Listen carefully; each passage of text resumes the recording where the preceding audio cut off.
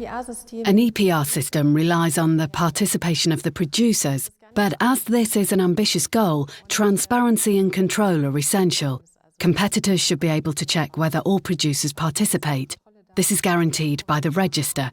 Producers can, they actually must register. To some extent, this is done publicly. In Germany, the Foundation Central Agency Packaging Register publishes the information of which producers are registered in order that every consumer is able to check whether what he has purchased has been correctly registered in the EPR system. The Central Register is a place where all those companies that put packaging on the market, be it German companies, European or Asian companies, have to register the amount of packaging they put on the market.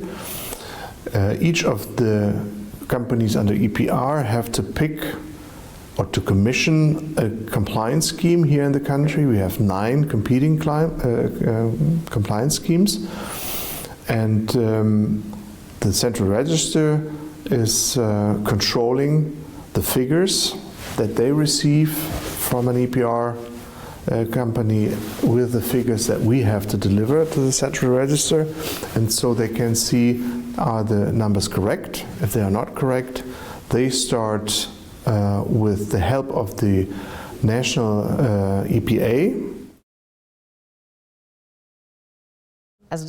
In practice, a producer creates a login, first of all, to create an entry in the register. After confirming the login, they provide their data.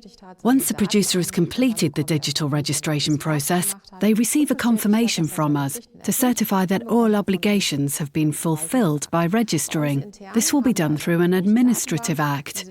We have a large database in-house. This database is then transferred to a second database where we check whether the submitted data is correct and complete. The setting up of the Central Registry with the new packaging law of 2019 has changed certain things fundamentally in the right direction. So there we see improvement.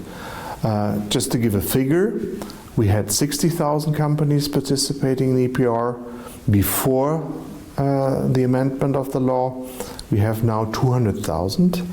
We guess that we have 500,000, so there's still 300,000 probably missing.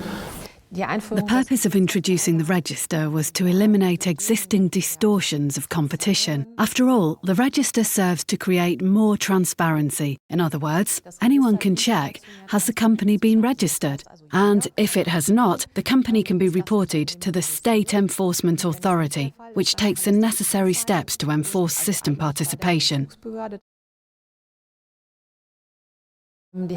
Trade flows are changing drastically. Firstly, the trend shifts towards mail order and online trade. In this area, more processes are automated. In the past, we used to have major local companies. Today, we have very many small shops, from a few thousand to a few 100,000, and these are quite difficult to locate. Secondly, internationalization has become the norm. This means that I can order directly in China via certain platforms. In this case, the product chain is difficult to understand. Consequently, the rules must reflect all these factors.